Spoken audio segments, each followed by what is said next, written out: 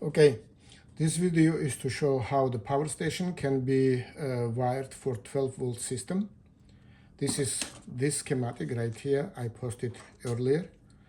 Exact same connection right here. I'll show you what it looks like in real life. So this simulates the car. It has 12-volt out. It has actually 3 of them, but I'm using just 2 of them. They are all interconnected like one. This is the power station. I'm using Nesespo, but it's the same as EcoFlow operationally. And this is the DC in coming from the car to charge the power station. This is USB-C to 15-volt out. It was with this right here, barrel plug. I cut it and I use the wires. And this is dashcam VO4 A229 plus 2-channel, and it's connected through VO4 HK4 hardwire kit. You can see it right here. So what we have here, we have DC charging right here, DC charging the power station. EcoFlow is from the back. Then we have this USB-C 15-volt out powering black and red HK4 cables power. Then we have another 12-volt, which is the same 12-volt, connected to yellow signal, and black, as I said, don't use it, just tape it and forget about it. So this is the system. Yeah, this is schematic. I posted earlier, and let's see how it works. Yeah, before we actually see how it works, let's see the voltages just. So first of all, I'd like to show you this cable is good cable, and it provides 15.2 volts. It's rated to 15 volt, but provides 15.2. I also ordered 12-volt version of this cable, and if it's as good as 15, it should be 12.2, so that could be used, but I don't have it yet to test. What also I have, I don't want to turn it on right now because the voltage coming from the car is certain. Actually, let's do it. I guess I can try to do it this way. Ignition on, DC out, you can see right here. And the voltage coming from the car is 13.4. I'm not sure if it's visible here.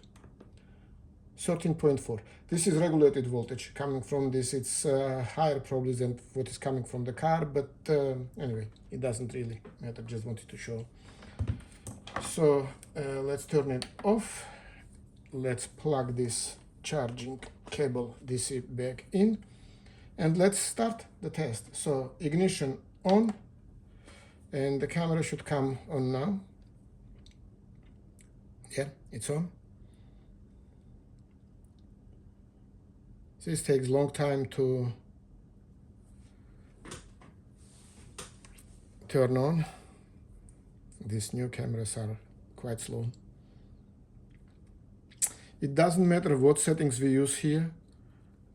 Because because cable provides 15 volt, so it's always higher than whatever we use here. So this is basically, I mean, the voltage is meaningless.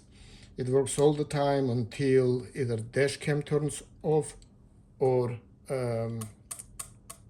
power station is depleted. So it's recording in a normal mode now. Ignition off.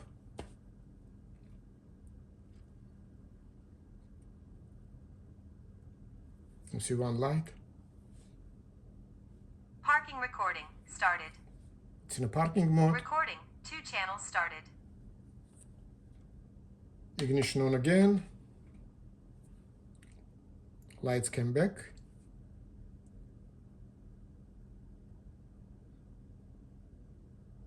Recording 2 channels started. So normal recording, and you can see power station is charging. Once again, ignition off. Power station is not charging anymore.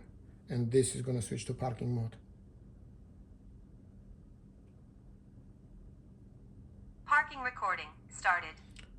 So that is Recording 2 channels started. that is basic operation. Nothing is complicated about it. One cable to charge, one cable to power the dash cam, and one cable to provide the signal from the same 12-volt source. That is it. I mean, it's plug and play, set and forget type of installation. One thing I want to point here, usually we are not charging. Let's remove this just to show. Usually when power station is charging, you cannot turn it off by button, and that is true for EcoFlow too. That's how they actually come to life once the charging starts. However, with this cable, and this is this USB-C is in and out, EcoFlow is same way. When this cable is attached to it, it feels like it's powering or charging or whatever. I mean, somehow it feels it, and I'm not able to turn it off, this power station. Even so, it's not charging. This is just providing voltage to the camera. So, I mean, this is something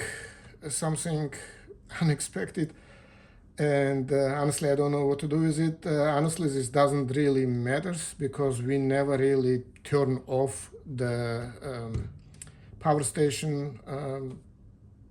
Once it's installed in a car, I completely forget about it. As I said, it's set and forget type of installation. Dashcam will go off, and that's it. It will not draw any power anymore. Or if dashcam is running non-stop, then eventually the battery will basically, protected by BMS, will shut down.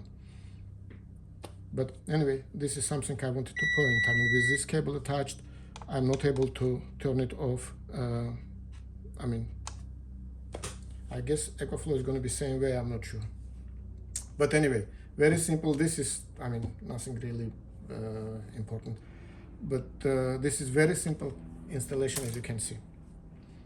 About the issue when the power station goes, I mean, when BMS protects it and shuts down the power station due to it's completely depleted, next time you turn it on, it won't power these USB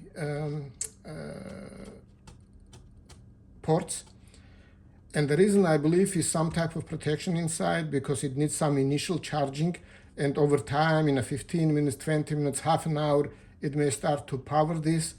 Or if it won't happen, then next time you stop the car, it will stop the charging, then you turn it again, it will start the charging, and it will power the camera.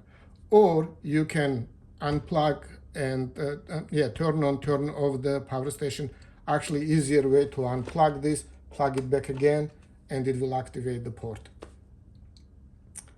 So anyway, this is basic operations. Very easy. That's all.